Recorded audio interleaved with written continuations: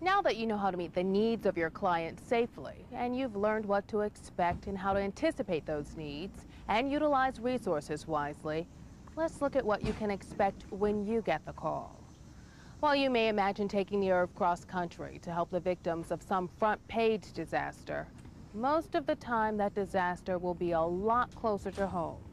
And whether big or small, disaster assistance is important. 5-4 to number 3-4, be advised, this is a commercial building. This is the Queen's DAT team. We are heading to a 3-alarm fire, commercial fire in Brooklyn. Majority of it's taped off, but maybe they'll let us in. We are the Red Cross. We're parked behind this fire truck here, all right? More if we get the better. We respond to all types of jobs, meaning fires, floods, building collapses. And what we do, our main concern is to take care of clients, make sure that they're safe. We'll be on duty from 6 o'clock in the afternoon till 5, 6 o'clock the next day. That will be a typical night for us. Part of the disaster action team here is to help assist the firefighters in making sure that they'll become dehydrated. So we serve them water and lemonade.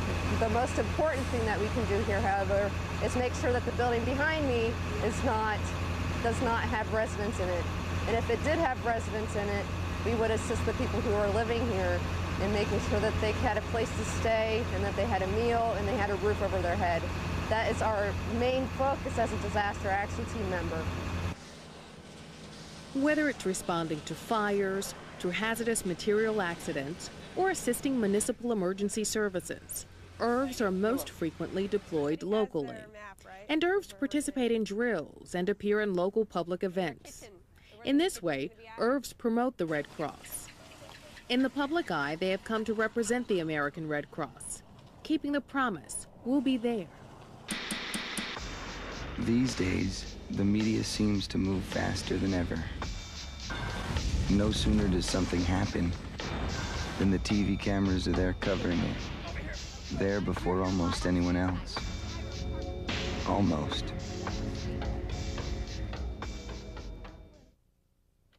When there are larger natural disasters, tornadoes, hurricanes, or most often in the case of floods, emergency response vehicles are dispatched from their custodial chapters to locations throughout the United States. Okay, I'll go ahead and call the volunteers just to let them know that we may be putting them on standby when you call back. That call has traveled through a chain of command at national headquarters, sending out an alert and requesting the ERV and trained volunteers be ready. There are 3 stages of deployment for an ERV as a disaster is approaching. Hello? Alert, standby, and activation. Hey, Becky, how are you doing today? You receive a call from your home chapter requesting your services for ERV duty. Alert means be prepared to leave in 8 hours. Alert is the first call. They want to know if you are available to go on a disaster relief operation and how soon you can depart your home in order to go out on the disaster relief operation. Yes, Pat and I will be available to go and take the ERV. When you first get the call to go on alert, that means that you need to start preparing for leaving in the near future. Have we got all the bills paid? You need to pay your bills, you need to make sure that you close down your house in the same way you would when you're going on vacation. To give Mary a call about that. You need to take care of your pets. It's really important that you have all the prescription drugs that you're likely to need for a 3-week period. Standby is the second stage of notification. Hello? And they ask at that point in time, are you able to leave in a 4-hour period of time? At that time, we know that we're going to be leaving within a few hours. We will report to our chapter to do some paperwork and to get a travel voucher to cover the expenses that we will incur. There are some papers to be filled out. Also, we will pick up our assignment folder. It will give the disaster relief number on it and to whom we will be reporting to at what location. Activation means go. You'll need to prep and thoroughly inspect the ERV before leaving. Inside tire is 79. That's okay. From a safety point of view, we want to make sure that ERV is in good shape when it leaves, because sometimes we've got several hundreds of miles to drive before we get to the disaster relief operation. It's got to be in excellent shape when we get there, because we want to give good quality mass care service to our clients.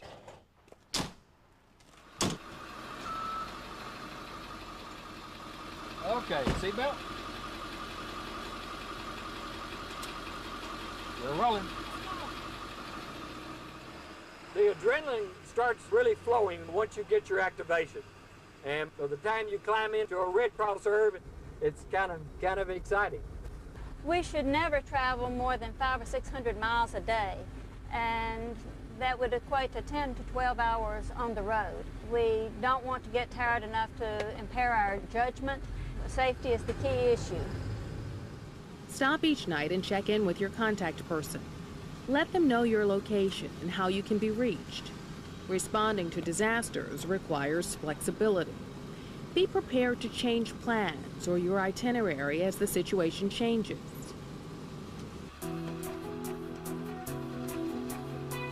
When you get to the disaster relief operation, check into headquarters.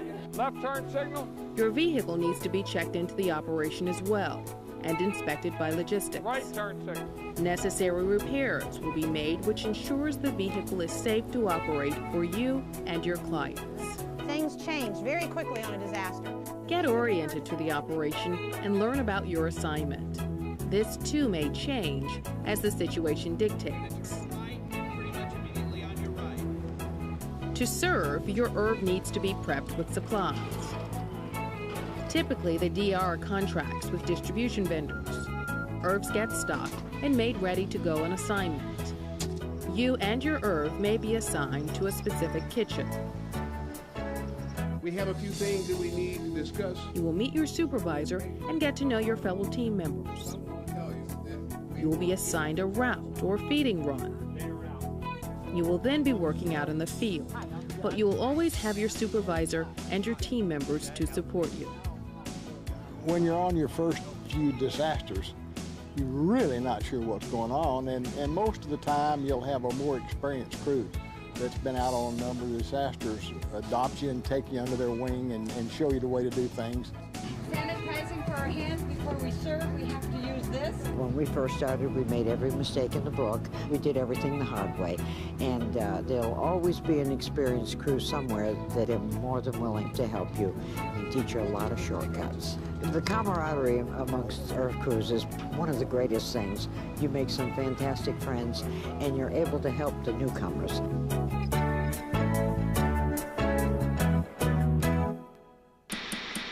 Jeff, if you can turn and show us a shot of some of these trucks here. This is an amazing thing. The trucks that you have involved. These are our emergency response vehicles, or ERVs. Disasters attract public attention, and ERVs attract the media. ERV teams are particularly interesting to the press because the ERV many times symbolizes the Red Cross and its efforts in helping people affected by disaster. Well, come on in. I'll show you.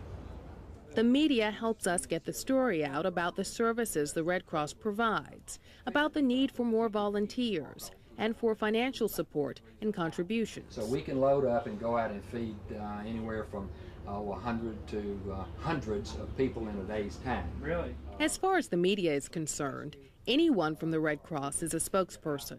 With a big Red Cross logo on the ERV and the spotlight on you, the information you deliver and the impression you make will influence how the public perceives the Red Cross. This particular unit right here is the mainstay of the Red Cross.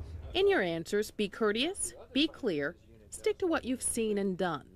When the ERV first comes into an area, the media is going to be attracted to it, and they're going to ask you a lot of questions, and you are the spokesperson for the American Red Cross. Once you're on a disaster site, you would provide the most basic information to the press, such as the number of clients that have been served or have been affected by the disaster. Best rule of thumb is, if you don't know the answer, refer it to your public relations officer. And lastly, wear Red Cross ID. People watching it will see it, know who we are, and whom to support. Good job. Thank you. It's time to go home. Sometimes you've completed your assignment, but the operation continues. Therefore, you may go home while the ERV stays on. If the operation is over, you may take the ERV home, or you may be asked to take another ERV back. Understand it's important to remain flexible. Don't drive off without out-processing yourself and the vehicle. Report to logistics for final inspection. Remember to clean and sanitize the ERV before reporting to logistics. Before leaving, get good directions, a map, and the name and number of the person at the chapter who will meet you when you arrive. Okay, this one's ready to roll.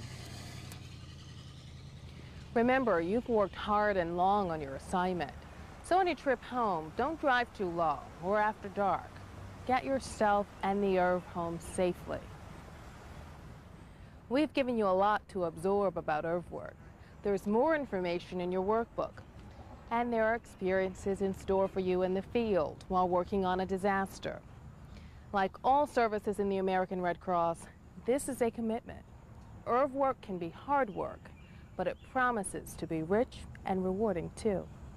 When you're out there, remember the 3 C's. Be careful, be compassionate, and use common sense. We'll see you on the next operation.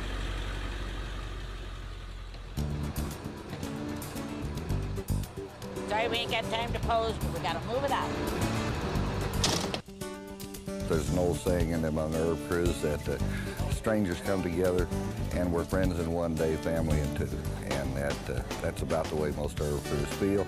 And part of that family is that vehicle that they're driving. They love that ERV. It's something that kind of grows on you. It gets to be a habit. I can't tell you why. Until you can go out in one of those areas and look in the eyes of those people that need us, then you can answer that question for yourself. Mass care and working out of the ERV window is one of the most rewarding jobs you can have. To me, the reward is the gratitude in their eyes when they come to the windows or when they hug us as we come out of the back of the ERV. They want somebody to help them, and that's what we do. It's very rewarding. It really is. It's just heart-touching and heartbreaking to see people in the need like this, but there's a lot of love spread throughout this tragedy. I've seen a lot of love these 2 days I've been working. I have 2 grandchildren that ride the bus past the Red Cross, and they're always saying, my grandma drives that truck. And it embarrasses their mother because everyone on the bus turns around to see what truck their grandma drives. My expectations are beyond anything I would have ever imagined. If ever I felt like a worthwhile human being, it's being with the Red Cross and driving the ERV.